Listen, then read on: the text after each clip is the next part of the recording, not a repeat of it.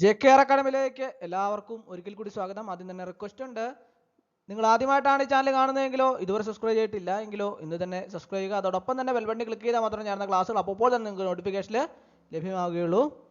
Female assistant prison officer ഈ തസ്തികയിലേക്ക് അപേക്ഷ സമർപ്പിച്ച ഉദ്യോഗാർത്ഥികൾ കൊണ്ടുള്ള എല്ലാ ക്ലാസ്സുകളും നിങ്ങൾക്ക് ഈ ചാനലിലൂടെ ലഭ്യമാണ്. ക്ലാസ്സുകളെല്ലാം തന്നെ പ്ലേലിസ്റ്റിൽ അപ്ഡേറ്റ് ചെയ്യുന്നുണ്ട്. പുതുതായിട്ട് ജോയിൻ ചെയ്യുന്ന ഉദ്യോഗാർത്ഥികളെ സംബന്ധിച്ചിടത്തോളം പ്ലേലിസ്റ്റ് ക്ലിക്ക് ചെയ്താൽ ക്ലാസ്സുകളെല്ലാം തന്നെ നിങ്ങൾക്ക് ലഭ്യമാകുന്നതാണ്. അതോടൊപ്പം തന്നെ ഈ തസ്തികയിലേക്ക് അപേക്ഷ സമർപ്പിച്ച ഉദ്യോഗാർത്ഥികൾക്ക് വേണ്ടിയുള്ള റാങ്ക് ഫയൽ ലഭ്യമാണ്. റാങ്ക് ഫയൽ PDF ആയിട്ടാണ് തയ്യാറാക്കിയിട്ടുള്ള. ആവശ്യമുള്ള ഉദ്യോഗാർത്ഥികൾക്ക് മെയിൽ വഴിയോ വാട്സപ്പ് വഴിയോ അയച്ചു നൽകുന്നതാണ്. ഇന്ന് നമ്മൾ സ്പെഷ്യൽ ടോപ്പിക്സിലെ PSC ആവർത്തിച്ച വളരെ പ്രധാനപ്പെട്ട ചോദ്യങ്ങളാണ് ഇന്നത്തെ ക്ലാസ്സിൽ ഉൾപ്പെടുത്തിയിട്ടുള്ളത്. നമുക്ക് ക്ലാസ്സിലേക്ക് കിടക്കാം. ആദ്യത്തെ ക്വസ്റ്റ്യൻ നോക്കാം. കേരളത്തിലെ ജയിലുകളെ പ്രധാനമായും എത്രയായി തരംതിരിച്ചിരിക്കുന്നു? കേരളത്തിലെ ജയിലുകളെ പ്രധാനമായും എത്രയായി തരംതിരിച്ചിരിക്കുന്നു? ആർക്കൊക്കെ അറിയാം കേരളത്തിലെ ജയിലുകളെ പ്രധാനമായും എത്രയായി തരംതിരിച്ചിരിക്കുന്നു എന്ന്? ഒന്നാലോചിച്ച് നോക്കിയേ. ഏതാണ് ശരി ഉത്തരം? 4 ഓപ്ഷൻസ് ഉണ്ട്. ഏതാണ് ശരി ഉത്തരം? ഓപ്ഷൻ ഡി ആണല്ലേ. 5 ആയിട്ട് തരംതിരിച്ചിരിക്കുന്നു. വിചാരണഘട്ടം, ശിക്ഷാ കാലാവധി എന്നിവയുടെ അടിസ്ഥാനത്തിൽ കേരളത്തിലെ ജയിലുകളെ സെൻട്രൽ ജയിൽ, ജില്ലാ jail, sub jail, special sub jail, തുറന്ന ജയിൽ, വനിതാ ജയിൽ എന്നിങ്ങനെ വിവിധ വിഭാഗങ്ങളായി തരംതിരിച്ചിരിക്കുന്നു. അപ്പോൾ വിചാരണഘട്ടം, ശിക്ഷാ കാലാവധി എന്നിവയുടെ അടിസ്ഥാനത്തിൽ കേരളത്തിലെ ജയിലുകളെ സെൻട്രൽ ജയിൽ, ജില്ലാ jail, sub jail, special sub jail, തുറന്ന ജയിൽ, വനിതാ ജയിൽ എന്നിങ്ങനെ വിവിധ വിഭാഗങ്ങളായി തരംതിരിച്ചിരിക്കുന്നു. എത്രയായിട്ടാണ് തിരിച്ചിരിക്കുന്നത്? 5 ആയിട്ട് തരംതിരിച്ചിരിക്കുന്നു. അടുത്ത ക്വസ്റ്റ്യൻ. 6 മാസത്തിൽ കൂടുതൽ ശിക്ഷിക്കപ്പെട്ട തടവുകാരെ പാർപ്പിക്കുന്നത് ഏത് ജയിലിലാണ്? 6 മാസത്തിൽ കൂടുതൽ ശിക്ഷിക്കപ്പെട്ട തടവുകാരെ പാർപ്പിക്കുന്നത് ഏത് ജയിലിലാണ്? 4 ഓപ്ഷൻസ് ഉണ്ട്. ഏതാണ് ശരി ഉത്തരം? ഒന്ന് ആലോചിച്ച്. ഏതാണ് ശരി ഉത്തരം? സെൻട്രൽ ജയിലിലാണ് അല്ലേ. 6 മാസത്തിൽ കൂടുതൽ ശിക്ഷിക്കപ്പെട്ടവരെയും സൈനിക കോടതി ശിക്ഷിച്ചവരെയും സിവിൽ തടവുകാരെയുമാണ് സാധാരണയായി സെൻട്രൽ ജയിലുകളിൽ പാർപ്പിക്കുന്നത്. അപ്പോൾ 6 മാസത്തിൽ കൂടുതൽ ശിക്ഷിക്കപ്പെട്ട തടവുകാരെ എവിടെയാണ് പാർപ്പിക്കുന്നത്? സെൻട്രൽ ജയിലിലാണ് പാർപ്പിക്കുന്നത്. അടുത്ത ക്വസ്റ്റ്യൻ. കേരളത്തിലെ ആദ്യത്തെ തുറന്ന ജയിൽ എവിടെയാണ് സ്ഥിതി ചെയ്യുന്നത്? കേരളത്തിലെ ആദ്യത്തെ തുറന്ന ജയിൽ എവിടെയാണ് സ്ഥിതി ചെയ്യുന്നത്? ആർക്കൊക്കെ അറിയാം ശരി ഉത്തരം? ഏതാണ്? 4 ഓപ്ഷൻസ് ഉണ്ട്. ഏതാണ് ശരി ഉത്തരം? തിരുവനന്തപുരം നെട്ടുകാൽത്തേരിയിലാണ് തുറന്ന ജയില് സ്ഥിതി ചെയ്യുന്നത്. മതിലുകളോ മറ്റ് സുരക്ഷാ ക്രമീകരണങ്ങളോ ഇല്ലാത്ത തുറന്ന ജയിലുകൾ കേരളത്തിലെ 2 എണ്ണമാണ് ഉള്ളത്. ഒന്ന് തിരുവനന്തപുരത്തിനടുത്തുള്ള നെട്ടുകാൽത്തേരിയിലും മറ്റൊന്ന് കാസർഗോഡിനടുത്തുള്ള ചീമേനിയിലുമാണ്. അപ്പോൾ കേരളത്തിലെ തുറന്ന ജയിൽ, ആദ്യത്തെ തുറന്ന ജയിൽ എവിടെയാണ്? തിരുവനന്തപുരത്തുള്ള നെട്ടുകാൽത്തേരിയിലാണ്. അപ്പോൾ ഈ തുറന്ന ജയിൽ എന്ന് പറഞ്ഞാൽ മതിലുകളോ മറ്റ് സുരക്ഷാ ക്രമീകരണങ്ങളോ ഒന്നും ഇല്ലാത്ത ഈ തുറന്ന ജയിലുകളിൽ കേരളത്തിലെ 2 എണ്ണമാണ് ഉള്ളത്. ഒന്ന് എവിടെയാണ്? തിരുവനന്തപുരത്തിനടുത്തുള്ള നെട്ടുകാൽത്തേരിയിലും മറ്റൊന്ന് കാസർഗോഡിനടുത്തുള്ള ചീമേനിയിലുമാണ്. അടുത്ത ക്വസ്റ്റ്യൻ. 18നും 21നും ഇടയിൽ പ്രായമുള്ള കൗമാര കുറ്റവാളികളെ പാർപ്പിക്കുന്നത് എവിടെയാണ്? 18നും 21നും ഇടയിൽ പ്രായമുള്ള കൗമാര കുറ്റവാളികളെ പാർപ്പിക്കുന്നത് എവിടെയാണ്? 4 ഓപ്ഷൻസ് ഉണ്ട്. ഏതാണ് ശരി ഉത്തരം? ഏതാണ് ശരി ഉത്തരം? ഓപ്ഷൻ ബി ആണല്ലേ. ബോർസ്റ്റൽ സ്കൂള് എറണാകുളത്തിനടുത്തുള്ള തൃക്കാക്കരയിലാണ് കേരളത്തിലെ ഏക ബോർസ്റ്റൽ സ്കൂള് സ്ഥിതി ചെയ്യുന്നത്. ഇവിടെ 18നും 21നും മധ്യേ പ്രായമുള്ള കൗമാര കുറ്റവാളികളെയാണ് പാർപ്പിക്കുന്നത്. കേരളത്തില് 18നും 21നും ഇടയിൽ പ്രായമുള്ള കൗമാര കുറ്റവാളികളെ പാർപ്പിക്കുന്നത് എവിടെയാണ്? ബോർസ്റ്റർ സ്കൂളാണ് അല്ലേ. ബോർസ്റ്റർ സ്കൂള് എറണാകുളത്തിനടുത്തുള്ള തൃക്കാക്കരയിലാണ് ഉള്ളത്. കേരളത്തിലെ ഏക ബോർസ്റ്റർ സ്കൂള് സ്ഥിതി ചെയ്യുന്നത് അവിടെയാണ്. ഇവിടെ 18നും 21നും മധ്യേ പ്രായമുള്ള കൗമാര കുറ്റവാളികളെയാണ് പാർപ്പിക്കുന്നത്. അടുത്ത ക്വസ്റ്റ്യൻ.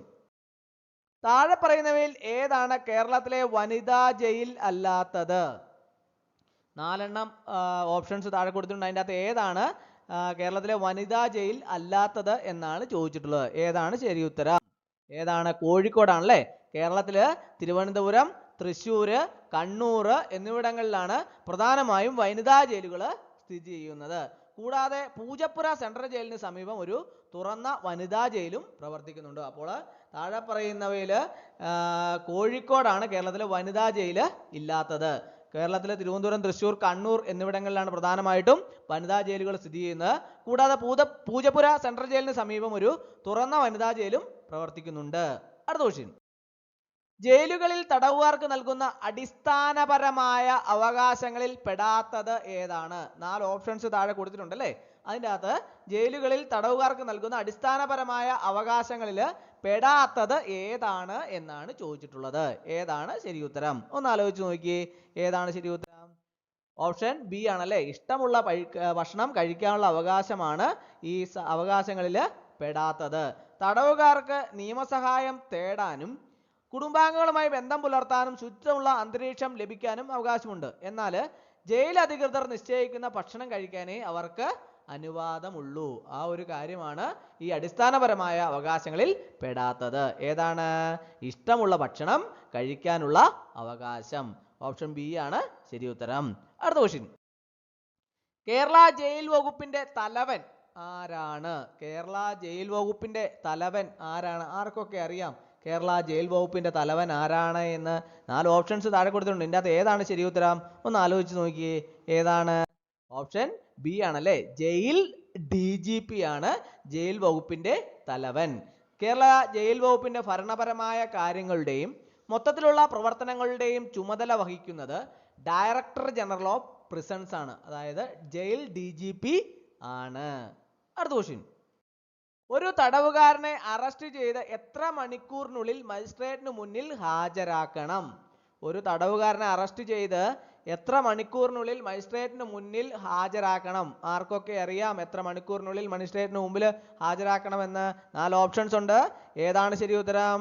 ഓപ്ഷൻ സി ആണല്ലേ. 24 മണിക്കൂറിനുള്ളിൽ മജിസ്ട്രേറ്റിന് മുന്നിൽ ഹാജരാക്കണം. ക്രിമിനൽ നടപടിക്രമം അനുസരിച്ച് അറസ്റ്റ് ചെയ്യപ്പെടുന്ന ഏതൊരാളെയും 24 മണിക്കൂറിനുള്ളിൽ അടുത്തുള്ള മജിസ്ട്രേറ്റിന് മുന്നിൽ ഹാജരാക്കണം. യാത്രാസമയം ഇതിൽ ഉൾപ്പെടുന്നില്ല. അടുത്ത ക്വസ്റ്റ്യൻ. ജയിലുകളിൽ തടവുകാർക്ക് മാനസികാരോഗ്യം സഹായം നൽകുന്ന പദ്ധതി ഏതാണ്? ജയിലുകളിൽ തടവുകാർക്ക് മാനസികാരോഗ്യ സഹായം നൽകുന്ന പദ്ധതി ഏതാണ്? 4 പദ്ധതികൾ താഴെ കൊടുത്തിട്ടുണ്ട്. അതിൻ്റെ അകത്ത് ഏതാണ് ജയിലുകളിൽ തടവുകാർക്ക് മാനസികാരോഗ്യ സഹായം നൽകുന്ന പദ്ധതി? ഏതാണ്? ഉണർവ്. ജയിലുകളിലെ തടവുകാരുടെ മാനസികാരോഗ്യം മെച്ചപ്പെടുത്തുന്നതിനും അവർക്ക് കൗൺസിലിംഗ് നൽകുന്നതിനും കേരള ജയിൽ വകുപ്പ് നടപ്പിലാക്കുന്ന പദ്ധതിയാണ് എന്ത്? ഉണർവ്. മറക്കരുത് കേട്ടോ. അടുത്ത ക്വസ്റ്റ്യൻ. താഴെ പറയുന്നവയിൽ ഏതാണ് ഒരു സെൻട്രൽ ജയിൽ അല്ലാത്തത്? താഴെ പറയുന്ന 4 എണ്ണത്തില് ഏതാണ് ഒരു സെൻട്രൽ ജയിൽ അല്ലാത്തത്? ആർക്കൊക്കെ അറിയാം? അപ്പോൾ സെൻട്രൽ ജയിലുകൾ അറിയാവുന്നവർക്ക് അതിൻ്റെ അകത്ത് ഏതാണ് അല്ലാത്തതെന്ന് അറിയാൻ പറ്റുകയുള്ളൂ അല്ലേ? അപ്പോൾ ഏതാണ് ഇതിൻ്റെ അകത്ത് ശരി ഉത്തരം? ഓപ്ഷൻ ഡി ആണല്ലേ. പാലക്കാട്, പൂജപ്പുര, കണ്ണൂര്, വിയ്യൂര്, തൃശ്ശൂര് എന്നിവ കേരളത്തിലെ പ്രധാന സെൻട്രൽ ജയിലുകളിൽ ഉൾപ്പെടുന്നു. പാലക്കാട് ഒരു ജില്ലാ ജയിലാണ് അല്ലേ? പാലക്കാട് എന്താണ്? ഒരു ജില്ലാ ജയിലാണ്. പ്രത്യേകം ഓർത്തിരിക്കുക. അടുത്ത ക്വസ്റ്റ്യൻ. ജയിൽ വകുപ്പിലെ ജീവനക്കാരുടെ പരിശീലനത്തിനായി കേരളത്തിൽ സ്ഥിതി ചെയ്യുന്ന പ്രധാന സ്ഥാപനം ഏതാണ്? ജയിൽ വകുപ്പിലെ ജീവനക്കാരുടെ പരിശീലനത്തിനൊക്കെ ആയിട്ട് കേരളത്തിൽ സ്ഥിതി ചെയ്യുന്ന പ്രധാന സ്ഥാപനം ഏതാണ്? 4 ഓപ്ഷൻസ് താഴെ കൊടുത്തിട്ടുണ്ട്. ഏതാണ് ശരി ഉത്തരം? ഒന്ന് ആലോചിച്ച് നോക്കിയേ, ഏതാണ് ശരി ഉത്തരമെന്ന്? ഓപ്ഷൻ ബി ആണല്ലേ. Jail staff training college, Viyyur. Jail വകുപ്പിലെ വിവിധ റാങ്കിലുള്ള ജീവനക്കാർക്ക് പരിശീലനം നൽകുന്ന പ്രധാന സ്ഥാപനമാണ് തൃശ്ശൂരിലെ തൃശ്ശൂർ ജില്ലയിലെ വിയ്യൂരിലെ ജയിൽ സ്റ്റാഫ് ട്രെയിനിങ് കോളേജ്. അപ്പോൾ ജയിൽ വകുപ്പ് ജീവനക്കാരുടെ പരിശീലനത്തിനായി കേരളത്തിൽ സ്ഥിതി ചെയ്യുന്ന പ്രധാന സ്ഥാപനമാണ് jail staff training college, Viyyur. Viyyur ഏത് ജില്ലയിലാണ്? തൃശ്ശൂർ ജില്ലയിൽ. അടുത്ത ക്വസ്റ്റ്യൻ. നല്ല നടപ്പിന് ശിക്ഷാ ഇളവ് ലഭിക്കുന്ന തടവുകാരെ പാർപ്പിക്കുന്നത് ഏത് ജയിലിലാണ് സാധാരണയായി? നിങ്ങൾ കേട്ടിട്ടുണ്ടാവും അല്ലേ? എല്ലാവരും കേട്ടിട്ടുണ്ടാവും. നല്ല നടപ്പിന് ശിക്ഷ ഇളവൊക്കെ ലഭിക്കുന്നതിനെ കുറിച്ചൊക്കെ എല്ലാവരും കേട്ടിട്ടുണ്ടാവും. പക്ഷേ അവരെ അങ്ങനെയുള്ള തടവുകാരെ പാർപ്പിക്കുന്നത് ഏത് ജയിലിലാണ് എന്ന് സാധാരണയായിട്ട് എവിടെയാണ് പാർപ്പിക്കുന്നതിനെ കുറിച്ച് വ്യക്തമായ ധാരണ പല ഉദ്യോഗാർത്ഥികൾക്കും ഉണ്ടാവില്ല. അപ്പോൾ ഏതാണ് ശരി ഉത്തരം? 4 ഓപ്ഷൻസ് താഴെ കൊടുത്തിട്ടുണ്ട്. ഏതാണ് ശരി ഉത്തരം? ഓപ്ഷൻ സി ആണല്ലേ. തുറന്ന ജയിലിലാണ് ഇങ്ങനെയുള്ളവരെ പാർപ്പിക്കുന്നത്. തുറന്ന ജയിലുകളിൽ മതിലുകളോ മറ്റു സുരക്ഷാ സംവിധാനങ്ങളോ ഒക്കെ കുറവായിരിക്കും. നല്ല നടപ്പുള്ള തടവുകാർക്ക് സമൂഹവുമായിട്ട് കൂടുതൽ അടുത്തിടപഴകാനും പുനരധിവാസത്തിനുമുള്ള അവസരങ്ങൾ ഒരുക്കാനുമൊക്കെ ഇത് സഹായിക്കുന്നു. അപ്പോൾ നല്ല നടപ്പിന് ശിക്ഷാ ഇളവ് ലഭിക്കുന്ന തടവുകാരെ പാർപ്പിക്കുന്നത് തുറന്ന ജയിലിലാണ് സാധാരണയായി. അടുത്ത ക്വസ്റ്റ്യൻ.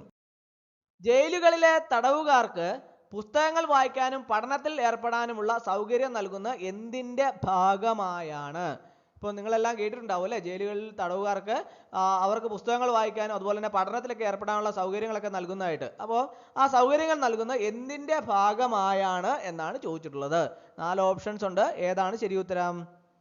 ഓപ്ഷൻ സി ആണല്ലേ, പുനരധിവാസ പ്രവർത്തനങ്ങൾ. തടവുകാരുടെ മാനസികവും ബൗദ്ധികവുമായ വളർച്ചയെ സഹായിക്കാനും അവരെ നല്ല പൗരന്മാരായി സമൂഹത്തിലേക്ക് തിരികെ കൊണ്ടുവരാനും ലക്ഷ്യമിട്ടുള്ള പുനരധിവാസ പ്രവർത്തനങ്ങളുടെ ഭാഗമായാണ് വായനശാലകളും പഠന സൗകര്യങ്ങളും ജയിലുകളിൽ ഒരുക്കുന്നത്. അടുത്ത question. Juvenile justice care and protection of children act പ്രകാരം നിയമം ലംഘിച്ച കുട്ടികളെ പാർപ്പിക്കുന്നത് എവിടെയാണ്? ജുവനൈൽ ജസ്റ്റിസ് ആക്ട് പ്രകാരം നിയമം ലംഘിച്ച കുട്ടികളെ പാർപ്പിക്കുന്നത് എവിടെയാണ്? 4 ഓപ്ഷൻസ് ഉണ്ട്. ഏതാണ് ശരി ഉത്തരം? ഒന്ന് ആലോചിച്ച് നോക്കിയേ, ഏതാണ് ശരി ഉത്തരമെന്ന്. ഓപ്ഷൻ സി ആണ് കറക്റ്റ് ആൻസർ അല്ലേ, ഒബ്സർവേഷൻ ഹോം, സ്പെഷ്യൽ ഹോം. അപ്പോൾ രണ്ടെണ്ണവും ശരിയാണല്ലോ, ഒബ്സർവേഷൻ ഹോമും സ്പെഷ്യൽ ഹോമും. ജുവനൈൽ ജസ്റ്റിസ് ആക്ട് പ്രകാരം നിയമം ലംഘിച്ച കുട്ടികളെ അവരുടെ പ്രായം അതുപോലെ തന്നെ കുറ്റകൃത്യത്തിന്റെ സ്വഭാവം എന്നിവ അനുസരിച്ച് ഒബ്സർവേഷൻ ഹോമുകളിലോ സ്പെഷ്യൽ ഹോമുകളിലോ ആണ് പാർപ്പിക്കുന്നത്. ബോർസ്റ്റൽ സ്കൂളിലെ 18 വയസ്സിന് മുകളിലുള്ള കൗമാര കുറ്റവാളികളെയാണ് താമസിപ്പിക്കുന്നത്. അപ്പോൾ ഇത് വേണം സ്റ്റേറ്റ്മെന്റ് രൂപത്തിൽ ചോദിക്കാം. ഓപ്ഷൻ ബിയും സിയും ഇതിൻ്റെ അകത്ത് ശരി ഉത്തരമാണ്. അപ്പോൾ both B and C are correct എന്ന രീതിയിൽ ചോദിക്കാൻ സാധ്യതയുണ്ട്. അതുകൊണ്ട് തന്നെ ഇത് വളരെ പ്രധാനപ്പെട്ടതാണ്. അപ്പോൾ ജുവനൈൽ ജസ്റ്റിസ് ആക്ട് പ്രകാരം നിയമം ലംഘിച്ച കുട്ടികളെ അവരുടെ പ്രായം കുറ്റകൃത്യത്തിന്റെ സ്വഭാവം എന്നിവ അനുസരിച്ച് ഒബ്സർവേഷൻ ഹോമുകളിലോ സ്പെഷ്യൽ ഹോമുകളിലോ ആണ് പാർപ്പിക്കുന്നത്. ബോർസ്റ്റൺ സ്കൂളിൽ പാർപ്പിക്കുന്നത് 18 വയസ്സിന് മുകളിലുള്ള കൗമാര കുറ്റവാളികളെയാണ് അവിടെ താമസിപ്പിക്കുന്നത്. അതുകൊണ്ട് ഇത് പ്രത്യേകം ഓർത്തിരിക്കുക. അതുപോലെ തന്നെ ഈ തസ്തികയിലേക്ക് അപേക്ഷ സമർപ്പിച്ച ഉദ്യോഗാർത്ഥികൾക്ക് വേണ്ടിയുള്ള റാങ്ക് ഫയൽ ലഭ്യമാണ്. അതിൻ്റെ അകത്ത് ഏറ്റവും പുതിയ സിലബസ്, ഓരോ ടോപ്പിക്കിൽ നിന്നുള്ള പ്രധാനപ്പെട്ട ക്വസ്റ്റ്യനുകളും പരമാവധി പ്രീവിയസ് ക്വസ്റ്റ്യനുകളും ഉൾപ്പെടുത്തിയിട്ടുണ്ട്. കൂടാതെ സ്പെഷ്യൽ ടോപ്പിക്സിൻ്റെ പ്രത്യേക ക്വസ്റ്റ്യനുകൾ എല്ലാം തന്നെ അതിൻ്റെ അകത്ത് ഉൾപ്പെടുത്തിയിട്ടുണ്ട്. ഇതിലെല്ലാം തന്നെ ഈ ക്വസ്റ്റ്യനുകളെല്ലാം തന്നെ സ്പെഷ്യൽ ടോപ്പിക്സിൽ നമ്മൾ തയ്യാറാക്കിയ റാങ്ക് ഫയലിലുണ്ട്. റാങ്ക് ഫയൽ ആവശ്യമുള്ള ഉദ്യോഗാർത്ഥികൾ ഉടൻ തന്നെ കോൺടാക്ട് ചെയ്യുക. ഡിസ്ക്രിപ്ഷൻ ബോക്സിൽ ഞാൻ നമ്പർ കൊടുത്തിട്ടുണ്ട്. നിങ്ങൾക്ക് എന്നെ കോൺടാക്ട് ചെയ്താൽ റാങ്ക് ഫയൽ മെയിൽ വഴിയോ വാട്സപ്പ് വഴിയോ അയച്ചു നൽകുന്നതാണ്. ആവശ്യമുള്ള ഉദ്യോഗാർത്ഥികൾ ഉടൻ തന്നെ കോൺടാക്ട് ചെയ്യുക. ഏതാണ് മനഃശാസ്ത്രത്തിന്റെ പ്രധാന ലക്ഷ്യം? താഴെ പറയുന്നവയിൽ ഏതാണ് മനഃശാസ്ത്രത്തിന്റെ പ്രധാന ലക്ഷ്യം? 4 ഓപ്ഷൻസ് താഴെ കൊടുത്തിട്ടുണ്ട്. അതിൻ്റെ അകത്ത് ഏതാണ് മനഃശാസ്ത്രത്തിന്റെ പ്രധാന ലക്ഷ്യം എന്നാണ് ചോദിച്ചിട്ടുള്ളത്. ഏതാണ് ശരി ഉത്തരം? ഒന്ന് ആലോചിച്ച് നോക്കിയേ, ഏതാണ് ശരി ഉത്തരം? കണ്ടുപിടിച്ചോ, ഏതാണ് ശരി ഉത്തരം? ഓപ്ഷൻ സി ആണല്ലേ, മനുഷ്യന്റെ പെരുമാറ്റത്തെയും മാനസിക പ്രക്രിയകളെയും മനസ്സിലാക്കുക. അതാണ് മനഃശാസ്ത്രത്തിന്റെ പ്രധാന ലക്ഷ്യം.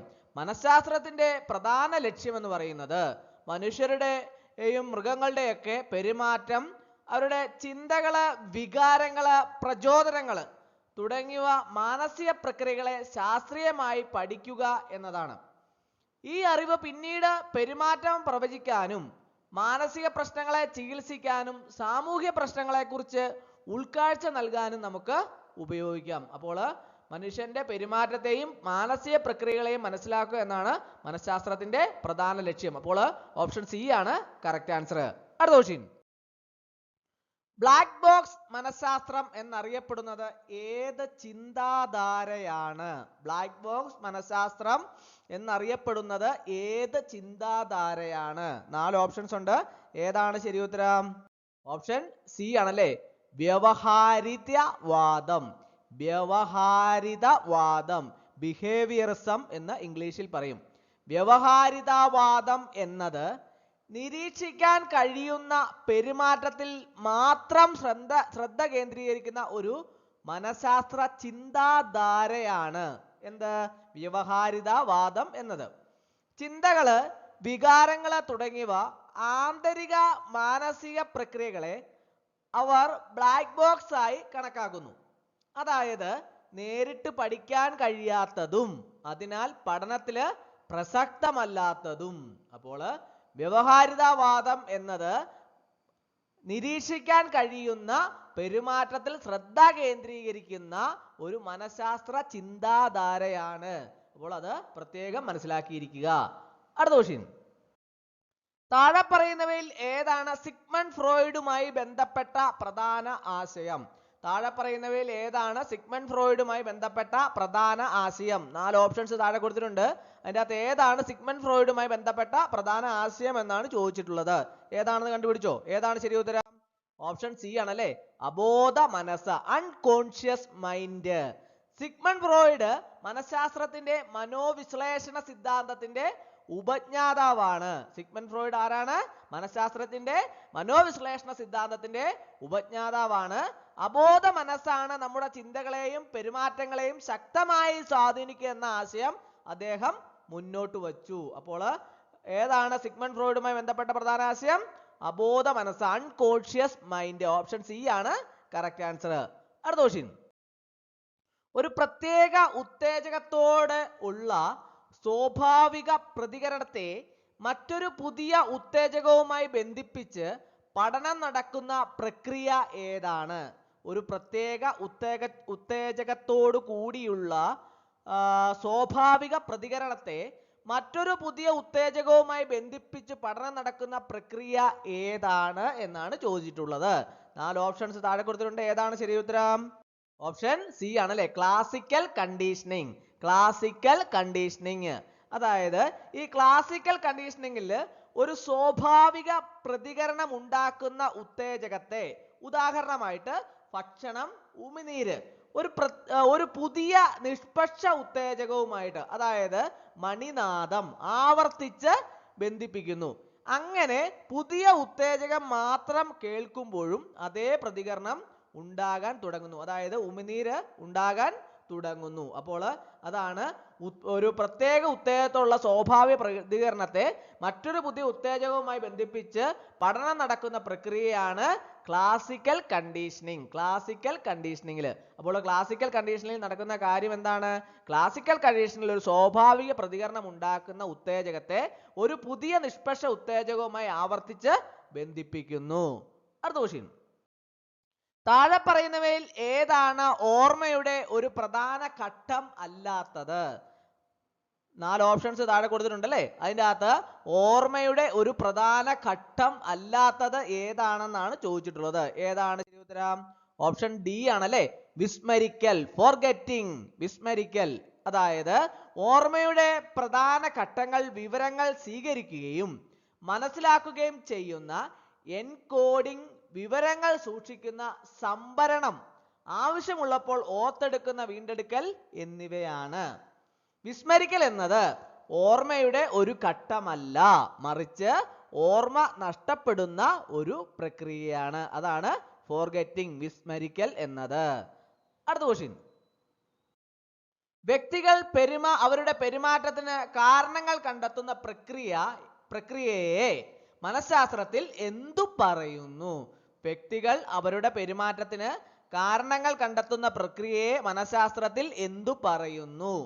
4 ഓപ്ഷൻസ് താഴെ കൊടുത്തിട്ടുണ്ട്. ഏതാണ് ശരി ഉത്തരം? ഏതാണ് ശരി ഉത്തരം? ഓപ്ഷൻ എ ആണല്ലേ, ആരോപണം, ആട്രിബ്യൂഷൻ. അതായത് ഈ ആരോപണ സിദ്ധാന്തം, ആട്രിബ്യൂഷൻ തിയറി അനുസരിച്ച് ആളുകൾ സ്വന്തം പെരുമാറ്റങ്ങൾക്കും മറ്റുള്ളവരുടെ പെരുമാറ്റങ്ങൾക്കും കാരണങ്ങൾ നൽകുവാനായിട്ട് ശ്രമിക്കുന്നു. ഈ കാരണങ്ങൾ ആന്തരികമോ, അതായത് വ്യക്തിത്വം മനോഭാവം അനുസരിച്ചോ, ബാഹ്യമോ, അതായത് അപ്പോഴത്തെ സാഹചര്യമോ സമ്മർദ്ദത്തിന്റെ അടിസ്ഥാനത്തിലോ ആവാം. അതാണ് ആരോപണ സിദ്ധാന്തം. അടുത്ത ക്വസ്റ്റ്യൻ. ഒരു വ്യക്തിയുടെ മാനസിക വളർച്ചയെക്കുറിച്ച് പഠിക്കുന്ന മനഃശാസ്ത്ര ശാഖ ഏതാണ്? ഒരു വ്യക്തിയുടെ മാനസിക വളർച്ചയെക്കുറിച്ച് പഠിക്കുന്ന മനഃശാസ്ത്ര ശാഖ ഏതാണ്? ആർക്കൊക്കെ അറിയാം ശരി ഉത്തരം? 4 ഓപ്ഷൻസ് ഉണ്ട്. ഏതാണ് ശരി ഉത്തരം? ഓപ്ഷൻ സി ആണല്ലേ, വികാസ മനഃശാസ്ത്രം, ഡെവലപ്മെന്റൽ സൈക്കോളജി. വികാസ മനഃശാസ്ത്രം എന്നത് ഒരു വ്യക്തിയുടെ ജനനം മുതൽ മരണം വരെയുള്ള ശാരീരികവും വൈജ്ഞാനികവും സാമൂഹികവും വൈകാരികവുമായ മാറ്റങ്ങളെയും വളർച്ചയെയും കുറിച്ച് പഠിക്കുന്ന ശാസ്ത്ര ശാഖയാണ്. പ്രത്യേകം മനസ്സിലാക്കിയിരിക്കണം. വികാസ മനഃശാസ്ത്രം എന്നത് ഒരു വ്യക്തിയുടെ ജനനം മുതൽ മരണം വരെയുള്ള ശാരീരികവും വൈജ്ഞാനികവും സാമൂഹികവും വൈകാരികവുമായ മാറ്റങ്ങളെയും വളർച്ചയെയും കുറിച്ച് പഠിക്കുന്ന ശാസ്ത്ര ശാഖയാണ്. അടുത്ത ക്വസ്റ്റ്യൻ. പ്രശസ്തമായ ബോബോ ഡോൾ പരീക്ഷണം ഏത് പഠന സിദ്ധാന്തവുമായി ബന്ധപ്പെട്ടിരിക്കുന്നു? പ്രശസ്തമായ ബോബോ ഡോൾ പരീക്ഷണം ഏത് പഠന സിദ്ധാന്തവുമായി ബന്ധപ്പെട്ടിരിക്കുന്നു? 4 ഓപ്ഷൻസ് താഴെ കൊടുത്തിട്ടുണ്ട്. ഏതാണ് ശരിയുത്തരം? ഒന്ന് ആലോചിച്ച് നോക്കിയേ. ഏതാണ് ശരിയുത്തരം? ഓപ്ഷൻ സി ആണല്ലേ, നിരീക്ഷണാത്മക പഠനം, ഒബ്സർവേഷണൽ ലേണിംഗ്. അതായത് ആൽബർട്ട് ബന്ദൂരയുടെ ബോബോ ഡോൾ പരീക്ഷണം കുട്ടികൾ മറ്റുള്ളവരുടെ പെരുമാറ്റം നിരീക്ഷിക്കുന്നതിലൂടെയും അനുകരിക്കുന്നതിലൂടെയും പഠിക്കുന്നു എന്ന് തെളിയിച്ചു. ഇതിനെയാണ് നിരീക്ഷണാത്മക പഠനം അല്ലെങ്കിൽ സാമൂഹിക പഠനം എന്ന് പറയുന്നത്. ആൽബർട്ട് ബന്ദൂരയുടെ ബോബോ ഡോൾ പരീക്ഷണം കുട്ടികൾ മറ്റുള്ളവരുടെ പെരുമാറ്റം നിരീക്ഷിക്കുന്നതിലൂടെയും അനുകരിക്കുന്നതിലൂടെയും പഠിക്കുന്നു എന്ന് തെളിയിച്ചു. ഇതിനെയാണ് നിരീക്ഷണാത്മക പഠനം അല്ലെങ്കിൽ സാമൂഹിക പഠനം എന്ന് പറയുന്നത്. അപ്പോൾ ഏതാണ് ശരി ഉത്തരം? നിരീക്ഷണാത്മക പഠനം, ഒബ്സർവേഷണൽ ലേണിംഗ്. ഓപ്ഷൻ സി ആണ് കറക്റ്റ് ആൻസർ. അടുത്ത ക്വസ്റ്റ്യൻ. എബ്രഹാം മാസ്ലോയുടെ ആവശ്യങ്ങളുടെ ശ്രേണിയിൽ ഹയറാർക്കി ഓഫ് നീഡ്സ് ഏറ്റവും അടിസ്ഥാനപരമായ ആവശ്യം ഏതാണ്? എബ്രഹാം മാസ്ലോയുടെ ആവശ്യങ്ങളുടെ ശ്രേണിയിൽ ഏറ്റവും അടിസ്ഥാനപരമായ ആവശ്യം ഏതാണ്? 4 ഓപ്ഷൻസ് ഉണ്ട്. ഏതാണ് ശരി ഉത്തരം? ഒന്ന് ആലോചിച്ച് നോക്കിയേ. ഏതാണ് ശരി ഉത്തരം? ഓപ്ഷൻ സി ആണല്ലേ, ശാരീരിക ആവശ്യങ്ങൾ, സൈക്കോളജിക്കൽ നീഡ്സ്. അതായത് മാസ്ലോയുടെ സിദ്ധാന്തം അനുസരിച്ച് മനുഷ്യന്റെ ആവശ്യങ്ങൾക്ക് ഒരു ശ്രേണിയുണ്ട്. അതില് ഏറ്റവും അടിസ്ഥാനപരവും ശക്തവുമായ ആവശ്യങ്ങളാണ് ഭക്ഷണം, വെള്ളം, വായു, ഉറക്കം തുടങ്ങിയവ ശാരീരിക ആവശ്യങ്ങളാണ്. ഇവ തൃപ്തിപ്പെട്ടാൽ മാത്രമേ ഉയർന്ന തലത്തിലുള്ള ആവശ്യങ്ങളിലേക്ക് ശ്രദ്ധ തിരിയുകയുള്ളൂ. അപ്പോൾ എബ്രഹാം മാസ്ലോയുടെ ആവശ്യങ്ങളുടെ ശ്രേണിയിൽ ഏറ്റവും അടിസ്ഥാനപരമായ ആവശ്യമാണ് ശാരീരിക ആവശ്യങ്ങൾ, ഫിസിയോളജിക്കൽ നീഡ്സ്. അടുത്ത ക്വസ്റ്റ്യൻ. ചിന്ത, ഓർമ്മ, ഭാഷ, പ്രശ്നപരിഹാരം തുടങ്ങിയ മാനസിക പ്രക്രിയകളെ കുറിച്ച് പഠിക്കുന്ന മനഃശാസ്ത്ര ശാഖ ഏതാണ്? ചിന്ത, ഓർമ്മ, ഭാഷ, പ്രശ്നപരിഹാരം തുടങ്ങിയ മാനസിക പ്രക്രിയകളെ കുറിച്ച് പഠിക്കുന്ന മനഃശാസ്ത്ര ശാഖ ഏതാണ്? 4 ഓപ്ഷൻസ് താഴെ കൊടുത്തിട്ടുണ്ട്. ഏതാണ് ശരി ഉത്തരം? ഏതാണ് ശരി ഉത്തരം? ഓപ്ഷൻ ഡി ആണല്ലേ, വൈജ്ഞാനിക മനഃശാസ്ത്രം, കോഗ്നിറ്റീവ് സൈക്കോളജി. അതായത് വൈജ്ഞാനിക മനഃശാസ്ത്രം എന്നത് വിവരങ്ങൾ എങ്ങനെയാണ് സ്വീകരിക്കുന്നത്, അത് എങ്ങനെയാണ് പ്രോസസ്സ് ചെയ്യുന്നത്, സംഭരിക്കുന്നത്, ഉപയോഗിക്കുന്നത് തുടങ്ങിയ ആന്തരിക മാനസിക പ്രക്രിയകളെ കുറിച്ച് ശാസ്ത്രീയമായി പഠിക്കുന്നു. അപ്പോൾ എന്താണ് വൈജ്ഞാനിക മനഃശാസ്ത്രം എന്നത്? വിവരങ്ങൾ എങ്ങനെയാണ് സ്വീകരിക്കുന്നത്, അതെങ്ങനെയാണ് പ്രോസസ്സ് ചെയ്യുന്നത്, അതെങ്ങനെയാണ് സംഭരിക്കുന്നത്, അതെങ്ങനെയാണ് ഉപയോഗിക്കുന്നത് തുടങ്ങിയ ആന്തരിക മാനസിക പ്രക്രിയകളെ കുറിച്ച് ശാസ്ത്രീയമായി പഠിക്കുന്നു. അപ്പോൾ ചിന്ത, ഓർമ്മ, ഭാഷ, പ്രശ്നപരിഹാരം തുടങ്ങിയ മാനസിക പ്രക്രിയകളെ കുറിച്ച് പഠിക്കുന്ന മനഃശാസ്ത്ര ശാഖ ഏതാണ്? വൈജ്ഞാനിക മനഃശാസ്ത്രം. അടുത്ത ക്വസ്റ്റ്യൻ.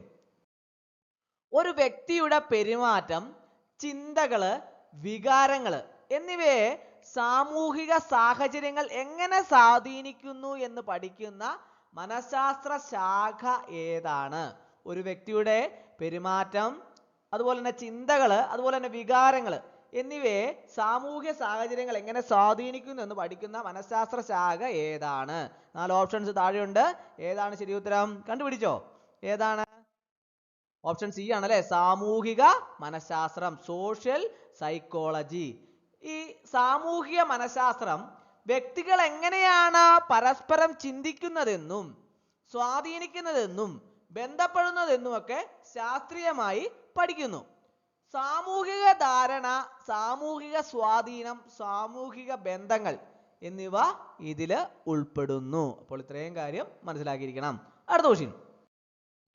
ഷീൻ പിയാഷെയുടെ വൈജ്ഞാനിക വികാസ സിദ്ധാന്തം അനുസരിച്ച് വസ്തുക്കൾ കൺമുന്നിൽ നിന്നും മാറിയാലും അവ നിലനിൽക്കുന്നു എന്ന ധാരണ ഏത് ഘട്ടത്തിലാണ് കുട്ടി ആർജിക്കുന്നത്? ഷീൻ പിയാഷെയുടെ വൈജ്ഞാനിക സിദ്ധാന്തം അനുസരിച്ച് വസ്തുക്കൾ കൺമുന്നിൽ നിന്നും മാറിയാലും അവ നിലനിൽക്കുന്നു എന്ന ധാരണ ഏത് ഘട്ടത്തിലാണ് കുട്ടി ആർജിക്കുന്നത്? 4 ഓപ്ഷൻസ് ഉണ്ട്. ഏതാണ് ശരി ഉത്തരം? ഓപ്ഷൻ എ ആണല്ലേ, സംവേദക ചാലക ഘട്ടം. സംവേദക ചാലക ഘട്ടം, സെൻസോറി മോട്ടോർ സ്റ്റേജ്. പിയാഷെയുടെ സിദ്ധാന്തം അനുസരിച്ച് ജനനം മുതൽ ഏകദേശം 2 വയസ്സുവരെയുള്ള സംവേദക ചാലക ഘട്ടത്തിലാണ് ശിശുക്കൾ ഒബ്ജക്റ്റ് പെർമനൻസ് എന്ന ആശയം വികസിപ്പിച്ചെടുത്തത്. അതായത് ഒരു വസ്തു കാഴ്ചയിൽ നിന്ന് മറഞ്ഞാലും അവ അവിടെ തന്നെ നിലനിൽക്കുന്നുണ്ടെന്ന് അവർ മനസ്സിലാക്കാൻ തുടങ്ങുന്നു. അതാണ് പിയാഷെയുടെ സിദ്ധാന്തം അനുസരിച്ചുള്ള സംവേദക ചാലക ഘട്ടം. അപ്പോൾ അത് മനസ്സിലായെന്ന് വിചാരിക്കുന്നു. അടുത്ത ക്വസ്റ്റ്യൻ. താഴെ പറയുന്നവയിൽ ഏതാണ് ഒരു വ്യക്തിയുടെ സാമൂഹിക പെരുമാറ്റത്തെ സ്വാധീനിക്കുന്ന പ്രധാന ഘടകം? 4 ഓപ്ഷൻസ് ഉണ്ട്. അതിൻ്റെ അകത്ത് ഏതാണ് ഒരു വ്യക്തിയുടെ സാമൂഹിക പെരുമാറ്റത്തെ സ്വാധീനിക്കുന്ന പ്രധാന ഘടകം ഏതാണെന്നാണ് ചോദിച്ചിട്ടുള്ളത്. ഏതാണ് ശരി ഉത്തരം? ഒന്ന് ആലോചിച്ച് നോക്കി. ഏതാണ്? ഓപ്ഷൻ സി ആണല്ലേ, സാമൂഹിക മാനദണ്ഡങ്ങൾ, സോഷ്യൽ നോംസ്. ഈ സാമൂഹിക മാനദണ്ഡങ്ങൾ എന്നാൽ ഒരു പ്രത്യേക സാഹചര്യത്തിൽ എങ്ങനെ പെരുമാറണം എന്നതിനെ കുറിച്ചുള്ള അംഗീകരിക്കപ്പെട്ട നിയമങ്ങളും പ്രതീക്ഷകളുമാണ്. ഇത് വ്യക്തികളുടെ സാമൂഹ്യ പെരുമാറ്റത്തെ കാര്യമായി സ്വാധീനിക്കുന്നു. ജനിതക ഘടനയും വ്യക്തിത്വ പ്രധാനമാണെങ്കിലും സാമൂഹിക സാഹചര്യവും അതിലെ മാനദണ്ഡങ്ങളും പെരുമാറ്റത്തിൽ നിർണായകമായ പങ്കുവഹിക്കുന്നു. അപ്പോൾ ഇതാണ് സാമൂഹിക മാനദണ്ഡങ്ങൾ എന്നാൽ. അടുത്ത ക്വസ്റ്റ്യൻ. ഒരു പ്രശ്നം പരിഹരിക്കാൻ പെട്ടെന്ന് ഒരു പുതിയ ഉൾക്കാഴ്ച ലഭിക്കുന്ന പഠന രീതി ഏതാണ്? ഒരു പ്രശ്നം ഉണ്ടായാൽ അത് പരിഹരിക്കാൻ പെട്ടെന്ന് ഒരു പുതിയ ഉൾക്കാഴ്ച ലഭിക്കുന്ന പഠന രീതി ഏതാണെന്നാണ് ചോദിച്ചിട്ടുള്ളത്. 4 ഓപ്ഷൻസ് താഴെ കൊടുത്തിട്ടുണ്ട്. ഏതാണ് ശരി ഉത്തരം? ഏതാണ് ശരി ഉത്തരം? ഓപ്ഷൻ സി ആണല്ലേ, ഉൾക്കാഴ്ച പഠനം. അതായത് ഇൻസൈറ്റ് ലേണിംഗ് എന്ന് പറയും ഇംഗ്ലീഷിൽ. ഉൾക്കാഴ്ച പഠനത്തിൽ ഒരു വ്യക്തി പെട്ടെന്ന് ഒരു പ്രശ്നത്തിന്റെ ഘടന മനസ്സിലാക്കുകയും അതിനൊരു പരിഹാരം കണ്ടെത്തുകയും ചെയ്യുന്നു. ഇവിടെ മുൻപരിചയമോ ക്രമേണയുള്ള ശ്രമങ്ങളോ അല്ല, മറിച്ച് ഒരു ഹാ നിമിഷത്തിലൂടെയാണ് പരിഹാരം ലഭിക്കുന്നത്. അതാണ് ഉൾക്കാഴ്ച പഠനം എന്ന് പറയുന്നത്. അടുത്ത ക്വസ്റ്റ്യൻ.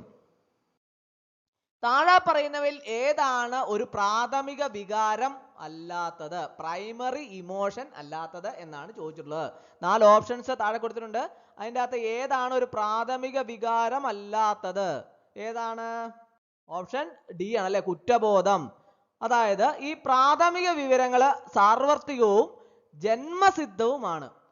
സന്തോഷം, ദുഃഖം, ഭയം, കോപം, വെറുപ്പ്, ആശ്ചര്യം എന്നിവ സാധാരണയായിട്ട് പ്രാഥമിക വികാരങ്ങളായിട്ട് കണക്കാക്കപ്പെടുന്നുണ്ട്.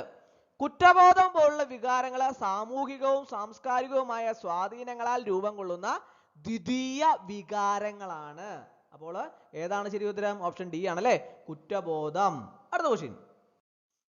ഒരു വ്യക്തിയുടെ സ്ഥിരമായ ചിന്താരീതികൾ, വികാരങ്ങൾ, പെരുമാറ്റ രീതികൾ എന്നിവയുടെ സവിശേഷമായ പാറ്റേൺ എന്താണ് അറിയപ്പെടുന്നത്?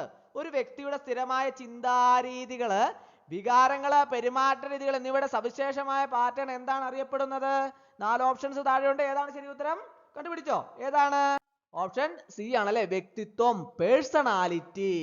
അതായത് ഒരു വ്യക്തിത്വം എന്നത് ഒരു വ്യക്തിയുടെ തനതായ സ്വഭാവ സവിശേഷതകളുടെയും പെരുമാറ്റ രീതികളുടെയും ആകെത്തുകയാണ്. ഇത് വ്യക്തി കാലക്രമേണ സ്ഥിരത പുലർത്തുകയും വിവിധ സാഹചര്യങ്ങളിൽ ഒരു വ്യക്തി എങ്ങനെ പ്രതികരിക്കുന്നു എന്ന് പ്രവചിക്കാൻ സഹായിക്കുകയും ചെയ്യുന്നു. അതാണ് വ്യക്തിത്വം, പേഴ്സണാലിറ്റി എന്നത്. അടുത്ത ക്വസ്റ്റ്യൻ. ഒരു ലക്ഷ്യം നേടാൻ പ്രവർത്തിക്കാനുള്ള ആന്തരിക പ്രേരണ എന്താണ് അറിയപ്പെടുന്നത്? ഒരു ലക്ഷ്യം നേടാൻ പ്രവർത്തിക്കാനുള്ള ആന്തരിക പ്രേരണ എന്താണ് അറിയപ്പെടുന്നത്? 4 ഓപ്ഷൻസ് ഉണ്ട്. ഏതാണ് ശരി ഉത്തരം? ഓപ്ഷൻ ബി ആണല്ലേ, പ്രചോദനം. അതായത് മോട്ടിവേഷൻ എന്ന് ഇംഗ്ലീഷിൽ പറയും. പ്രചോദനം എന്നത് ഒരു പ്രത്യേക ലക്ഷ്യം നേടാൻ ഒരു വ്യക്തിയെ പ്രവർത്തിപ്പിക്കുകയും നയിക്കുകയും ചെയ്യുന്ന ആന്തരിക ഊർജമാണ്. ഇത് ആവശ്യങ്ങള്, ആഗ്രഹങ്ങള്, ലക്ഷ്യങ്ങൾ എന്നിവയിൽ നിന്ന് ഉത്ഭവിക്കാം. അതാണ് പ്രചോദനം എന്നത്. ഒരു പ്രത്യേക ലക്ഷ്യം നേടാൻ ഒരു വ്യക്തിയെ പ്രവർത്തിപ്പിക്കുകയും നയിക്കുകയും ചെയ്യുന്ന ഒരു ആന്തരിക ഊർജമാണ്. അപ്പോൾ ഒരു ലക്ഷ്യം നേടാൻ പ്രവർത്തിക്കാനുള്ള ആന്തരിക പ്രേരണ എന്താണ് അറിയപ്പെടുന്നത്? പ്രചോദനം, അല്ലെങ്കിൽ ഇംഗ്ലീഷിൽ എന്നാ പറയുന്നത്? മോട്ടിവേഷൻ. മറ്റുള്ളവരുടെ അഭിപ്രായങ്ങളെയും വിശ്വാസങ്ങളെയും മാനിക്കാനുള്ള സ്വഭാവത്തെ എന്തു പറയുന്നു? മറ്റുള്ളവരുടെ അഭിപ്രായങ്ങളെയും വിശ്വാസങ്ങളെയും മാനിക്കാനുള്ള സ്വഭാവത്തെ എന്തു പറയുന്നു? 4 ഓപ്ഷൻസ് താഴെ കൊടുത്തിട്ടുണ്ട്. ഏതാണ് ശരി ഉത്തരം? ഏതാണ് ശരി ഉത്തരം? ഓപ്ഷൻ സി ആണല്ലേ, ബഹുമാനം, റെസ്പെക്ട്. മറ്റുള്ളവരുടെ കാഴ്ചപ്പാടുകളെയും വിശ്വാസങ്ങളെയും വിലമതിക്കുകയും അവയോട് ആദരവ് കാണിക്കുകയും ചെയ്യുന്ന സ്വഭാവമാണ് ഈ ബഹുമാനം എന്ന് പറയുന്നത്, അതായത് റെസ്പെക്ട് എന്ന് പറയുന്നത്. ആരോഗ്യകരമായ സാമൂഹിക ബന്ധങ്ങൾക്ക് ഇത് അത്യാവശ്യമാണ്. അടുത്ത ക്വസ്റ്റ്യൻ. പെട്ടെന്നുള്ള പ്രകോപനങ്ങൾക്ക് വഴങ്ങുകയും വികാരങ്ങളെ നിയന്ത്രിക്കാൻ കഴിയാതെ വരികയും ചെയ്യുന്ന അവസ്ഥയെ എങ്ങനെ വിശേഷിപ്പിക്കാം? പെട്ടെന്നുള്ള പ്രകോപനങ്ങൾക്ക് വഴങ്ങുകയും വികാരങ്ങളെ നിയന്ത്രിക്കാൻ കഴിയാതെ വരികയും ചെയ്യുന്ന അവസ്ഥയെ എങ്ങനെ വിശേഷിപ്പിക്കാം? 4 ഓപ്ഷൻസ് താഴെ കൊടുത്തിട്ടുണ്ട്. ഏതാണ് ശരി ഉത്തരം? ഏതാണ് ശരി ഉത്തരം? ഓപ്ഷൻസ് സി ആണല്ലേ, വികാരക്ഷോഭം, ഇറിറ്റബിലിറ്റി എന്ന് ഇംഗ്ലീഷിൽ പറയും. ചെറിയ കാര്യങ്ങൾ പോലും പെട്ടെന്ന് ദേഷ്യം വരികയും വികാരങ്ങളെ നിയന്ത്രിക്കാൻ ബുദ്ധിമുട്ടുണ്ടാവുകയും ചെയ്യുന്ന അവസ്ഥയാണ് വികാരക്ഷോഭം എന്ന് പറയുന്നത്. അടുത്ത ക്വസ്റ്റ്യൻ. ഒരു കൂട്ടം ആളുകൾ ഒരു പൊതുവായ ലക്ഷ്യത്തിനായി ഒന്നിച്ചു പ്രവർത്തിക്കുന്നതിനെ എന്തു പറയുന്നു? ഒരു കൂട്ടം ആളുകൾ ഒരു പൊതുവായ ലക്ഷ്യത്തെ ഒന്നിച്ചു പ്രവർത്തിക്കുന്നതിന്, ഒരു പൊതുവായ ലക്ഷ്യത്തിനായിട്ട് ഒന്നിച്ചു പ്രവർത്തിക്കുന്നതിന് എന്താണ് പറയുന്നത്? 4 ഓപ്ഷൻസ് ഉണ്ട്. ഏതാണ് ശരി ഉത്തരം? ഏതാണ്? ഓപ്ഷൻസ് ബി ആണല്ലേ, സഹകരണം, കോ ഓപ്പറേഷൻ. ഒരു പൊതുവായ ലക്ഷ്യം നേടുന്നതിന് വേണ്ടി ഒരുമിച്ച് പ്രവർത്തിക്കുന്നതിനെ സഹകരണം എന്ന് പറയുന്നു. ഇത് കാര്യങ്ങൾ എളുപ്പത്തിലും കൂടുതൽ ഫലപ്രദമായും പൂർത്തീകരിക്കാൻ സഹായിക്കുന്നു. അടുത്ത ക്വസ്റ്റ്യൻ. തെറ്റായ കാര്യങ്ങൾ കാണുമ്പോൾ അതിനെ ചോദ്യം ചെയ്യാനും ശരിയായ നിലപാടെടുക്കാനുമുള്ള ധൈര്യത്തെ എങ്ങനെ വിശേഷിപ്പിക്കാം? തെറ്റായ കാര്യങ്ങൾ കാണുമ്പോൾ അതിനെ ചോദ്യം ചെയ്യാനും ശരിയായ നിലപാടെടുക്കാനുമുള്ള ധൈര്യത്തെ എങ്ങനെ വിശേഷിപ്പിക്കാം? 4 ഓപ്ഷൻസ് ഉണ്ട്.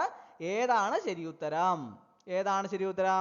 ഓപ്ഷൻ സി ആണല്ലേ, ധീരത, കറേജ് എന്ന് ഇംഗ്ലീഷിൽ പറയും. തെറ്റായ കാര്യങ്ങളെ എതിർക്കാനും ശരിയായ കാര്യങ്ങൾക്കായി നിലകൊള്ളാനുമുള്ള മാനസികമായ ധൈര്യമാണ് ധീരത എന്ന് പറയുന്നത്. ഇത് വ്യക്തിഗതവും സാമൂഹികവുമായ മാറ്റങ്ങൾക്ക് അനിവാര്യമാണ്. അടുത്ത ക്വസ്റ്റ്യൻ. വിവരാവകാശ നിയമം ഇന്ത്യയിൽ നിലവിൽ വന്നത് ഏത് വർഷത്തിലാണ്? ആർക്കൊക്കെ അറിയാം വിവരാവകാശ നിയമം ഇന്ത്യയിൽ നിലവിൽ വന്നത് ഏത് വർഷത്തിലാണ് എന്ന്? ഏത് വർഷത്തിലാണ്? 2005 അല്ലേ? വിവരാവകാശ നിയമം 2005 ജൂൺ 15 ഇന്ത്യൻ പാർലമെന്റ് പാസ്സാക്കുകയും 2005 ഒക്ടോബർ 12 ഇത് പൂർണ്ണമായി നിലവിൽ വരികയും ചെയ്തു. പ്രത്യേകം മനസ്സിലാക്കിയിരിക്കുക. അടുത്ത ക്വസ്റ്റ്യൻ.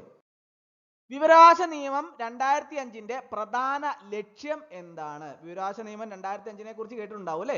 പക്ഷേ അതിന്റെ പ്രധാന ലക്ഷ്യം എന്താണ് എന്ന് പലർക്കും അറിയത്തില്ല. എന്താണ് പ്രധാന ലക്ഷ്യം? 4 ഓപ്ഷൻസ് ഉണ്ട്. ഏതാണ് ശരി ഉത്തരം? ഏതാണ് ശരി ഉത്തരം?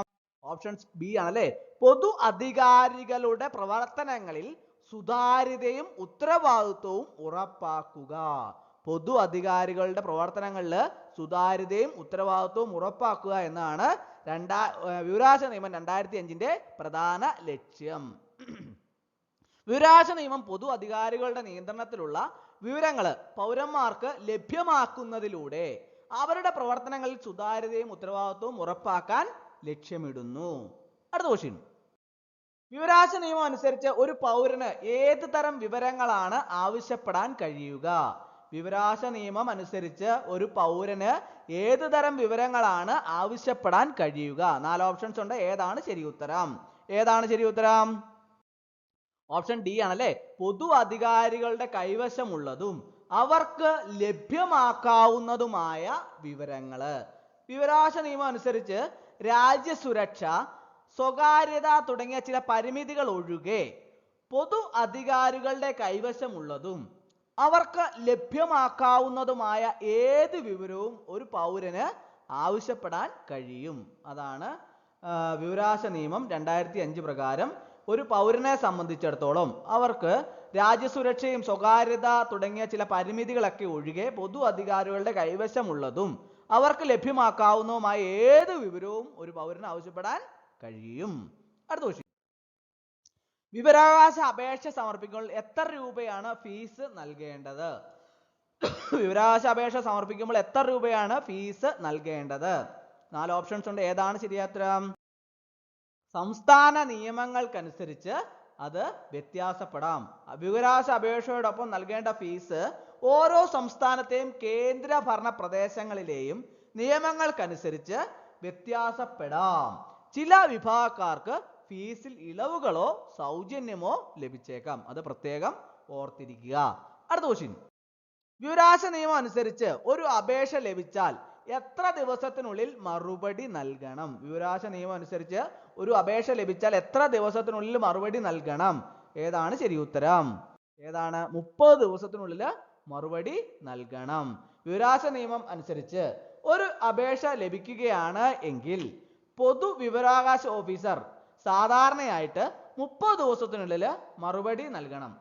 ജീവന്റെയും സ്വാതന്ത്ര്യത്തിന്റെയും കാര്യമാണെങ്കിൽ 48 മണിക്കൂറിനുള്ളിൽ മറുപടി നൽകണം. പ്രത്യേകം ഓർത്തിരിക്കുക.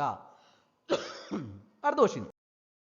വിവരാവകാശ നിയമം അനുസരിച്ച് തെറ്റായ വിവരങ്ങൾ നൽകുകയോ വിവരം നിഷേധിക്കുകയോ ചെയ്താൽ ആർക്കാണ് പരാതി നൽകാൻ കഴിയുക? വിവരാവകാശ നിയമം അനുസരിച്ച് തെറ്റായ വിവരങ്ങൾ നൽകുകയോ വിവരം നിഷേധിക്കുകയോ ചെയ്താൽ ആർക്കാണ് പരാതി നൽകാൻ കഴിയുക? ആർക്കാണ്? സംസ്ഥാന വിവരാവകാശ കമ്മീഷനോ കേന്ദ്ര വിവരാവകാശ കമ്മീഷനോ ആണ് പരാതി നൽകാൻ കഴിയുക. വിവരാവകാശ നിയമം അനുസരിച്ച് പൊതു വിവരാവകാശ ഓഫീസർ തെറ്റായ വിവരങ്ങൾ നൽകുകയോ വിവരം നിഷേധിക്കുകയോ ചെയ്താൽ അപേക്ഷകന് സംസ്ഥാന വിവരാവകാശ കമ്മീഷനോ, അതായത് സംസ്ഥാന വിഷയങ്ങളിൽ സംസ്ഥാന വിവരാവകാശ കമ്മീഷനോ അല്ലെങ്കിൽ കേന്ദ്ര വിഷയങ്ങളിൽ കേന്ദ്ര വിവരാവകാശ കമ്മീഷനോ പരാതി നൽകാവുന്നതാണ്. അടുത്ത ക്വസ്റ്റ്യൻ. താഴെ പറയുന്നവയിൽ ഏതാണ് വിവരാവകാശ നിയമത്തിന്റെ പരിധിയിൽ വരുന്നത്? താഴെ പറയുന്ന 4 ഓപ്ഷൻ്റെ അകത്ത് ഏതാണ് വിവരാവകാശ നിയമത്തിന്റെ പരിധിയിൽ വരുന്നത്? ഏതാണ് ശരിയുത്തരം? ഓപ്ഷൻ സി ആണല്ലേ, സർക്കാർ നിയന്ത്രണത്തിലുള്ള സ്ഥാപനങ്ങള്. വിവരാവകാശ നിയമം പ്രധാനമായും സർക്കാർ വകുപ്പുകള്, പൊതുമേഖലാ സ്ഥാപനങ്ങള്, സർക്കാർ ധനസഹായം ലഭിക്കുന്ന സ്ഥാപനങ്ങൾ തുടങ്ങിയ പൊതു അധികാരികളുടെ പ്രവർത്തനങ്ങളുമായി ബന്ധപ്പെട്ട വിവരങ്ങൾക്ക് ബാധകമാണ്. അടുത്ത ക്വസ്റ്റ്യൻ. വിവരാവകാശ നിയമത്തിലെ ഏത് വകുപ്പാണ് ചില വിവരങ്ങൾ വെളിപ്പെടുത്തുന്നതിൽ നിന്ന് ഒഴിവാക്കിയിരിക്കുന്നത്? വിവരാവകാശ നിയമത്തിലെ ഏത് വകുപ്പാണ് ചില വിവരങ്ങൾ വെളിപ്പെടുത്തുന്നതിൽ നിന്ന് ഒഴിവാക്കിയിരിക്കുന്നത്? വകുപ്പ് 4 കൊടുത്തിട്ടുണ്ട്. ഏതാണ് ശരിയുത്തരം? ഏതാണ്? വകുപ്പ് 8 ആണ് അല്ലെ. വിവരാവകാശ നിയമത്തിലെ വകുപ്പ് 8 ചില പ്രത്യേക വിവരങ്ങൾ വെളിപ്പെടുത്തുന്നതിൽ നിന്ന് ഒഴിവാക്കിയിരിക്കുന്നു. ഏതാണ് അതൊക്കെ? രാജ്യസുരക്ഷ, അന്താരാഷ്ട്ര ബന്ധങ്ങള്, വാണിജ്യ രഹസ്യങ്ങള്, വ്യക്തിഗത സ്വകാര്യത തുടങ്ങിയ കാര്യങ്ങൾ ഇതിൽ ഉൾപ്പെടുന്നു. അടുത്ത ക്വസ്റ്റ്യൻ. കേന്ദ്ര തലത്തിലുള്ള വിവരാവകാശ കമ്മീഷനിലെ അംഗങ്ങളെ നിയമിക്കുന്നത് ആരാണ്? കേന്ദ്ര തലത്തിലുള്ള വിവരാവകാശ കമ്മീഷനിലെ അംഗങ്ങളെ നിയമിക്കുന്ന ആരാണ്? 4 ഓപ്ഷൻസ് ഉണ്ട്. ഏതാണ് ശരി ഉത്തരം? ഓപ്ഷൻ എ ആണല്ലേ, രാഷ്ട്രപതി ആണല്ലേ. കേന്ദ്ര വിവരാവകാശ കമ്മീഷനിലെ മുഖ്യ വിവരാവകാശ കമ്മീഷണറെയും മറ്റ് കമ്മീഷണർമാരെയും നിയമിക്കുന്നത് രാഷ്ട്രപതിയാണ്. അടുത്ത ക്വസ്റ്റ്യൻ.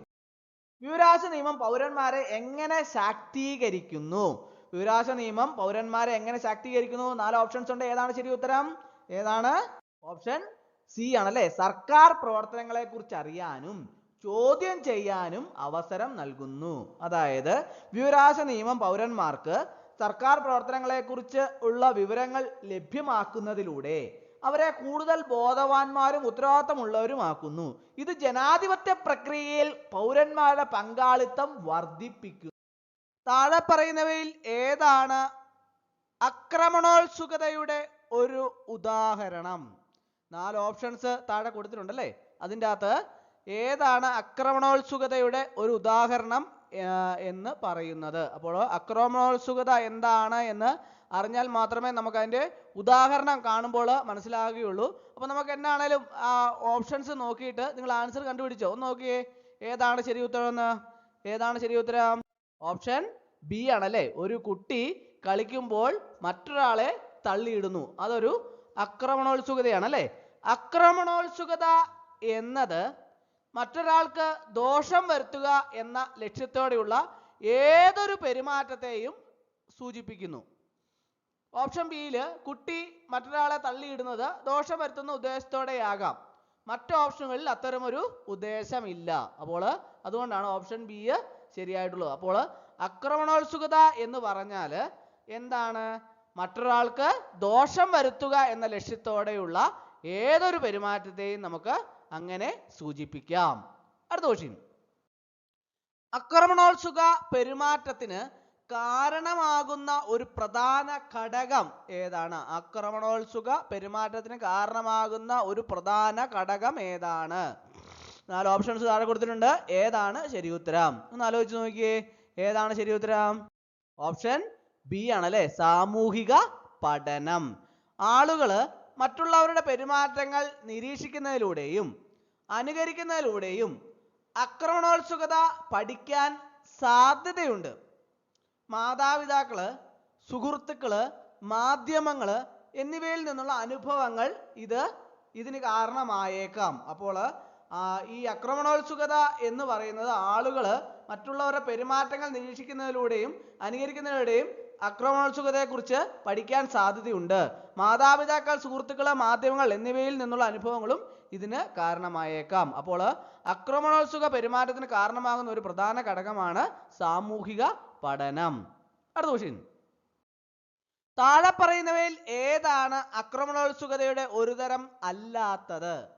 4 ഓപ്ഷൻസ് താഴെ കൊടുത്തിട്ടുണ്ട്. അതിൻ്റെ അകത്ത് ആക്രമണോത്സുകതയുടെ ഒരു തരം അല്ലാത്തത് ഏതാണെന്നാണ് ചോദിച്ചിട്ടുള്ളത്. ഏതാണ് ശരി ഉത്തരം? ഒന്ന് ആലോചിച്ച് നോക്കിക്കേ, ഏതാണ് ശരി ഉത്തരം? ഓപ്ഷൻസ് ഡി ആണല്ലേ, സഹാനുഭൂതി. സഹാനുഭൂതി എന്നത് മറ്റൊരാളുടെ വികാരങ്ങളെ മനസ്സിലാക്കാനും പങ്കുവയ്ക്കാനുമുള്ള കഴിവാണ്. ഇത് ആക്രമണോത്സുകതയുടെ വിപരീതമാണ് അല്ലേ. ഇത് ആക്രമണോത്സുകത എന്ന് പറഞ്ഞാൽ അങ്ങനെയല്ല, അതിന്റെ വിപരീത. സഹാനുഭൂതി അതിൻ്റെ അകത്ത് ഒരിക്കലും വരില്ല. കാരണം എന്താ വെച്ചാൽ എന്താണ്? അത് മറ്റൊരാളുടെ വികാരങ്ങളെ മനസ്സിലാക്കാനും പങ്കുവയ്ക്കാനുമുള്ള കഴിവാണ്. ഇത് ആക്രമണോത്സുകതയുടെ വിപരീതമാണ്. ശാരീരികം, വാചികം, പരോക്ഷം എന്നിവയെല്ലാം ആക്രമണോത്സുകതയുടെ വിവിധ രൂപങ്ങളാണ്. അടുത്ത ക്വസ്റ്റ്യൻ. ആക്രമണോത്സുകത കുറയ്ക്കാനുള്ള ഒരു ഫലപ്രദമായ മാർഗം ഏതാണ്? 4 ഓപ്ഷൻസ് താഴെ കൊടുത്തിട്ടുണ്ട്. അതിൻ്റെ അകത്ത് ആക്രമണോത്സുകത കുറയ്ക്കുന്നതിനുള്ള ഒരു ഫലപ്രദമായ മാർഗം ഏതാണ് എന്നാണ് ചോദിച്ചിട്ടുള്ളത്. ഏതാണ് ശരി ഉത്തരം? ഒന്ന് ആലോചിച്ച് നോക്കിക്കേ, ഏതാണ് ശരി ഉത്തരം എന്ന് കണ്ടുപിടിച്ചോ? ഏതാണ്? ഓപ്ഷൻസ് സി ആണല്ലേ, പ്രശ്നപരിഹാരത്തിനുള്ള കഴിവുകൾ പഠിപ്പിക്കുക.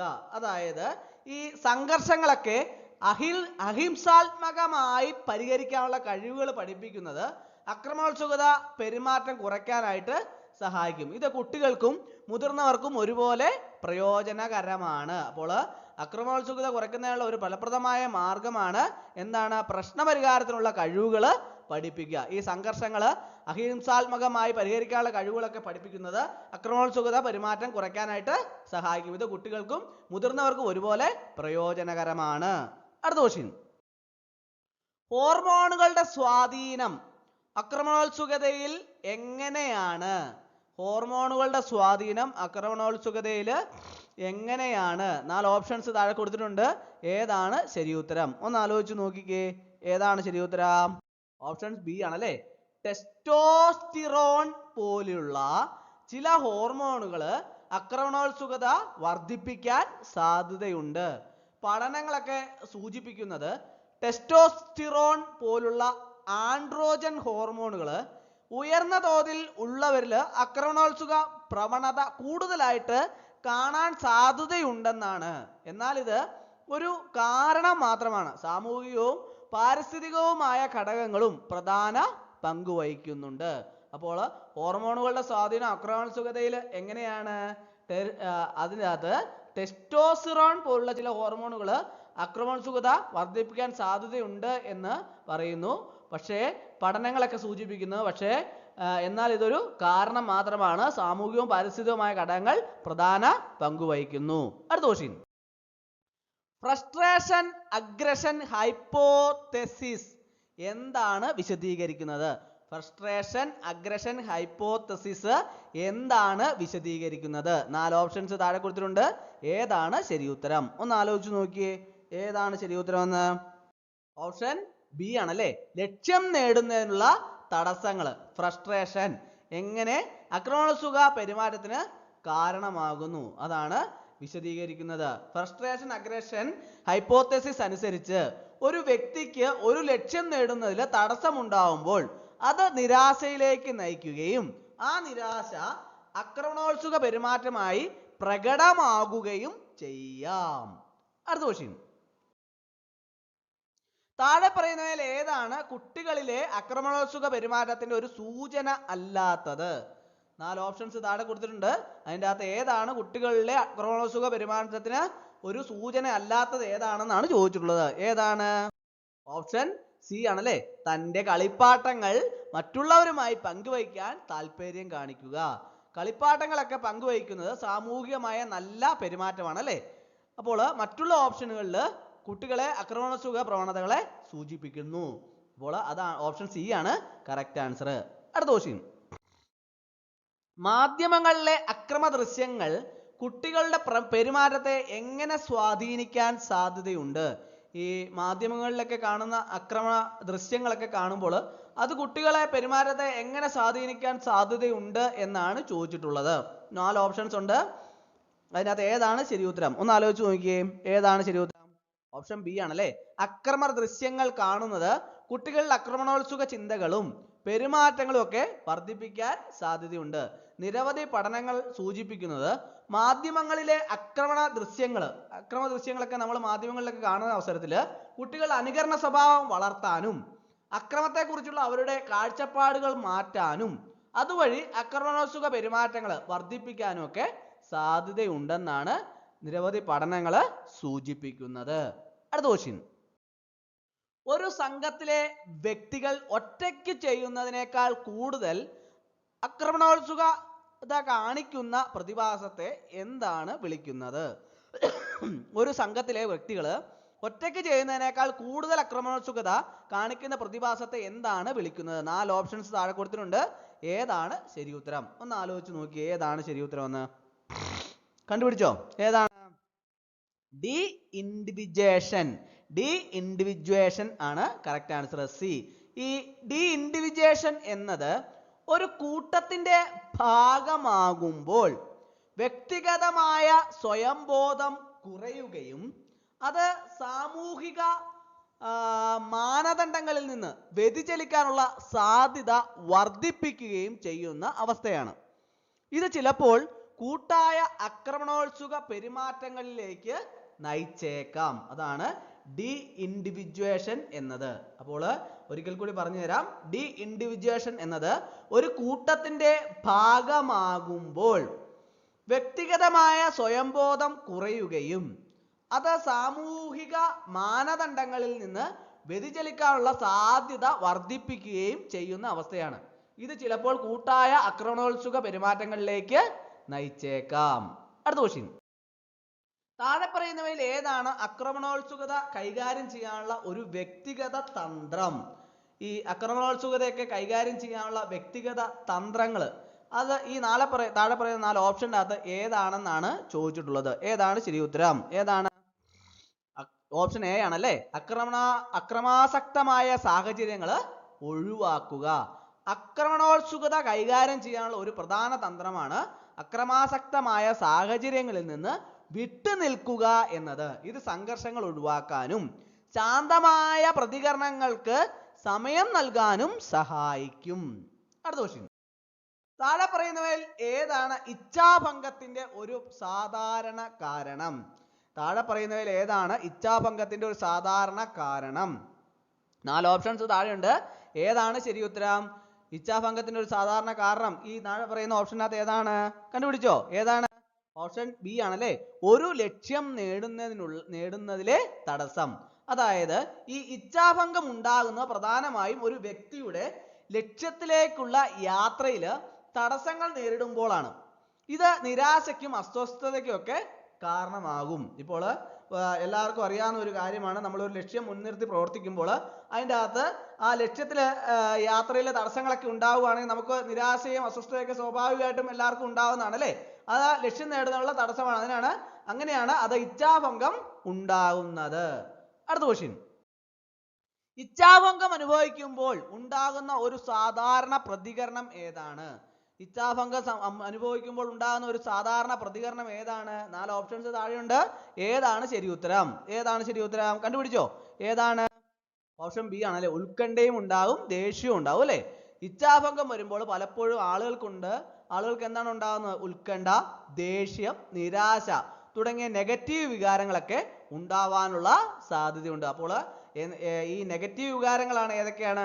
ഉത്കണ്ഠ, ദേഷ്യം, നിരാശ. അപ്പോൾ ഇങ്ങനെ ഉണ്ടാവാതെ എല്ലാ കാര്യങ്ങളെയും സമാധാനത്തോടു കൂടി ഫേസ് ചെയ്താൽ നമുക്ക് വിജയമുണ്ടാകും. അപ്പോൾ ഉത്കണ്ഠയും ദേഷ്യവും ഒരു പരിഹാരമല്ല എന്നതാണ് നമ്മൾ പ്രധാനമായിട്ടും എല്ലാവരും മനസ്സിലാക്കേണ്ടത്. പക്ഷേ ഇവിടെ നമുക്ക് യഥാർത്ഥ ആൻസർ എന്താണ്? ഇച്ഛാഭംഗം അനുഭവിക്കുമ്പോൾ ഉണ്ടാകുന്ന ഒരു സാധാരണ പ്രതികരണം ഏതാണ്? ഉത്കണ്ഠയും ദേഷ്യവും എല്ലാവർക്കും ഉണ്ടാകുന്ന കാര്യമാണ് അല്ലേ. ഇച്ഛാഭംഗം വരുമ്പോൾ പലപ്പോഴും ആളുകൾക്ക് ഉത്കണ്ഠ, ദേഷ്യം, നിരാശ തുടങ്ങിയ നെഗറ്റീവ് വികാരങ്ങൾ ഉണ്ടാവാനുള്ള സാധ്യതയുണ്ട്. അടുത്ത ക്വസ്റ്റ്യൻ, താഴെ പറയുന്നതിൽ ഏതാണ് ഇച്ഛാഭംഗത്തെ നേരിടാനുള്ള ഒരു നല്ല മാർഗം? 4 ഓപ്ഷൻസ് താഴെ കൊടുത്തിട്ടുണ്ട്. അതിൻ്റെ അകത്ത് ഏതാണ് ഇച്ഛാഭംഗത്തെ നേരിടാനുള്ള ഒരു നല്ല മാർഗം ഏതാണെന്നാണ് ചോദിച്ചിട്ടുള്ളത്. ഏതാണ് ശരി ഉത്തരം? ഒന്ന് ആലോചിച്ച് നോക്കിക്കേ. ഏതാണ് ശരി ഉത്തരം? ഓപ്ഷൻ സി ആണല്ലേ. സാഹചര്യത്തെ കുറിച്ച് സംസാരിക്കുകയും പരിഹാരം കണ്ടെത്താൻ ശ്രമിക്കുകയും ചെയ്യുക. അതാണ് ഇച്ഛാഭംഗത്തെ നേരിടാനുള്ള ഒരു നല്ല മാർഗം. ഇച്ഛാഭംഗത്തെ ഫലപ്രദമായി നേരിടാനുള്ള ഒരു നല്ല മാർഗമാണ് പ്രശ്നത്തെ കുറിച്ച് തുറന്നു സംസാരിക്കുകയും അതിനൊരു പരിഹാരം കണ്ടെത്താൻ ശ്രമിക്കുകയും ചെയ്യുക എന്നത്. അപ്പോൾ ഇച്ഛാഭംഗം ഉണ്ടാകുമ്പോൾ അതിനെ ഫലപ്രദമായി നേരിടാനുള്ള ഒരു നല്ല മാർഗമാണ് എന്താണ്? പ്രശ്നത്തെ കുറിച്ച് തുറന്നു സംസാരിക്കുകയും അതിനൊരു പരിഹാരം കണ്ടെത്താൻ ശ്രമിക്കുകയും ചെയ്യുക എന്നത്. അടുത്ത ക്വസ്റ്റ്യൻ, തുടർച്ചയായ ഇച്ഛാഭംഗം ഒരു വ്യക്തിയിൽ എന്ത് മാനസികാരോഗ്യ പ്രശ്നങ്ങൾക്ക് കാരണമായേക്കാം? തുടർച്ചയായ ഇച്ഛാഭംഗം ഒരു വ്യക്തിയിൽ എന്ത് മാനസികാരോഗ്യ പ്രശ്നങ്ങൾക്ക് കാരണമായേക്കാം? 4 ഓപ്ഷൻസ് ഉണ്ട്. ഏതാണ് ശരി ഉത്തരം? കണ്ടുപിടിച്ചോ? ഏതാണ്? വിഷാദം അല്ലെ, ഡിപ്രഷന് കാരണമായേക്കാം. ദീർഘകാലത്തേക്ക് ഇച്ഛാഭംഗം അനുഭവിക്കുന്നത് ഒരു വ്യക്തിയുടെ മാനസികാവസ്ഥയെ പ്രതികൂലമായി ബാധിക്കുകയും അത് വിഷാദത്തിലേക്ക് നയിക്കുകയും ചെയ്യാം. അടുത്ത ക്വസ്റ്റ്യൻ, കുട്ടികളിൽ ഇച്ഛാഭംഗം ഉണ്ടാകാനുള്ള ഒരു സാധാരണ സാഹചര്യം ഏതാണ്? 4 ഓപ്ഷൻസ് ഉണ്ട്. അപ്പോൾ ആ ഓപ്ഷൻസിനകത്ത് കുട്ടികളിൽ ഇച്ഛാഭംഗം ഉണ്ടാകാനുള്ള ഒരു സാധാരണ സാഹചര്യം ഏതാണ്? നിങ്ങളൊന്ന് വായിച്ചു നോക്കിയേ, പെട്ടെന്ന് കണ്ടുപിടിക്കാം. ഏതാ ശരി ഉത്തരം? എല്ലാവരും കണ്ടുപിടിക്കണം. ഏതാണ് ശരി ഉത്തരം? കണ്ടുപിടിച്ചോ? ഏതാണ്? അവർക്ക് ഒരു കാര്യം ചെയ്യാൻ അനുവാദമില്ലാത്തപ്പോൾ ആണ് ഇച്ഛാഭംഗം ഉണ്ടാവുന്നത് അല്ലേ. കുട്ടികൾക്ക് അവർ ആഗ്രഹിക്കുന്ന ഒരു കാര്യം ചെയ്യാൻ മാതാപിതാക്കളോ മറ്റുള്ളവരോ അനുവദിക്കാതിരിക്കുമ്പോൾ അവർക്ക് ഇച്ഛാഭംഗം ഉണ്ടാകാനുള്ള സാധ്യത ഉണ്ട്.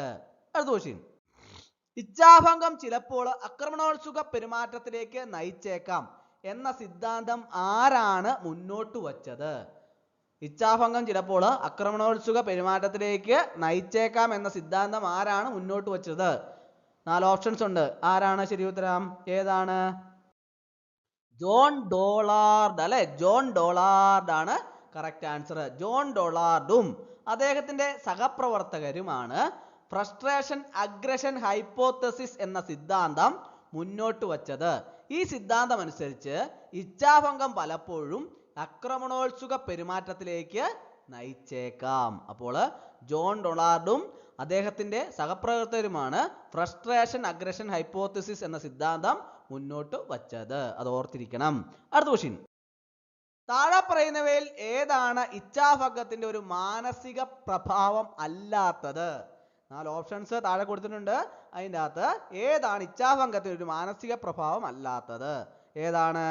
ഓപ്ഷൻ സി ആണല്ലേ, പ്രചോദനം വർദ്ധിക്കുക. ഇച്ഛാഭംഗം സാധാരണയായി നിഷേധാത്മക വികാരങ്ങളായ നിരാശ, ദേഷ്യം, ഉത്കണ്ഠ എന്നിവയ്ക്ക് കാരണമാകുന്നു.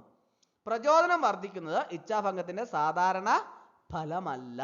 അപ്പോൾ ഇവിടെ ശരിയായ ഉത്തരം ഏതാണ്? ഓപ്ഷൻ സി, പ്രചോദനം വർദ്ധിക്കുക. അടുത്ത ക്വസ്റ്റ്യൻ. ഒരു വ്യക്തിയുടെ സഹനശക്തി ടോളറൻസ് ഇച്ഛാഭംഗത്തെ എങ്ങനെ ബാധിക്കാം? ഒരു വ്യക്തിയുടെ സഹനശക്തി ഇച്ഛാഭംഗത്തെ എങ്ങനെ ബാധിക്കാം? 4 ഓപ്ഷൻസ് ഉണ്ട്. ഏതാണ് ശരി ഉത്തരം? ഒന്ന് ആലോചിച്ച് നോക്കിയേ, ഏതാണ് ശരി ഉത്തരം? ഓപ്ഷൻ ബി ആണല്ലേ. കുറഞ്ഞ സഹനശക്തിയുള്ള വ്യക്തികൾക്ക് കൂടുതൽ ഇച്ഛാഭംഗം അനുഭവപ്പെടാൻ സാധ്യതയുണ്ട്. കുറഞ്ഞ സഹനശക്തിയുള്ള വ്യക്തികൾ ചെറിയ തടസ്സങ്ങൾ പോലും വലിയ കാര്യമായി കാണുകയും കൂടുതൽ ഇച്ഛാഭംഗം അനുഭവിക്കുകയും ചെയ്യാം. ഉയർന്ന സഹനശക്തിയുള്ളവർക്ക് കൂടുതൽ പ്രതിരോധശേഷി ഉണ്ടായിരിക്കും. അടുത്ത ക്വസ്റ്റ്യൻ. കൗൺസിലിംഗ് എന്താണ്? നിങ്ങൾ കേട്ടിട്ടുണ്ടാവും കൗൺസിലിംഗിനെ കുറിച്ച് അല്ലേ? എന്താണ് ഈ കൗൺസിലിംഗ് എന്ന് പറഞ്ഞാൽ? വ്യക്തിപരമായ പ്രശ്നങ്ങൾ പരിഹരിക്കാനും മാനസികാരോഗ്യം മെച്ചപ്പെടുത്താനും മനഃശാസ്ത്രജ്ഞൻ നൽകുന്ന സഹായമാണ് കൗൺസിലിംഗ്. പ്രത്യേകം ഓർത്തിരിക്കണം, വ്യക്തിപരമായ പ്രശ്നങ്ങൾ പരിഹരിക്കാനും മാനസികാരോഗ്യം മെച്ചപ്പെടുത്താനും മനഃശാസ്ത്രജ്ഞൻ നൽകുന്ന സഹായമാണ് കൗൺസിലിംഗ്. അടുത്ത ക്വസ്റ്റ്യൻ. മാനസികാരോഗ്യ പ്രശ്നങ്ങൾ ഉള്ളവർക്ക് എവിടെ സഹായം തേടാം?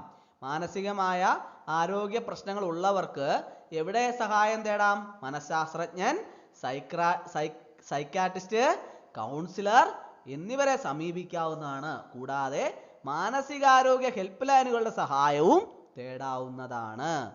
അടുത്ത ക്വസ്റ്റ്യൻ.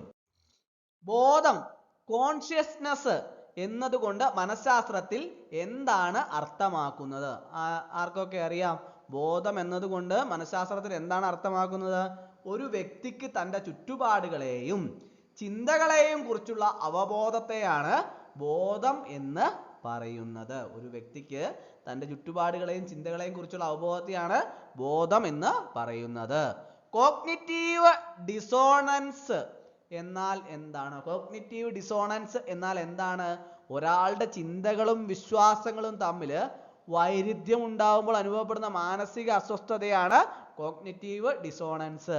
ഒരാളുടെ ചിന്തകളും വിശ്വാസങ്ങളും തമ്മിൽ വൈരുദ്ധ്യം ഉണ്ടാകുമ്പോൾ അനുഭവപ്പെടുന്ന മാനസിക അസ്വസ്ഥതയാണ് കോഗ്നിറ്റീവ് ഡിസോണൻസ്. അപ്പോൾ ഇന്നത്തെ ക്ലാസ് എല്ലാവർക്കും ഇഷ്ടമായെന്ന് വിചാരിക്കുന്നു. ഒരിക്കൽ കൂടി എന്ന് പറഞ്ഞ് നിർത്തട്ടെ. നന്ദി, നമസ്കാരം.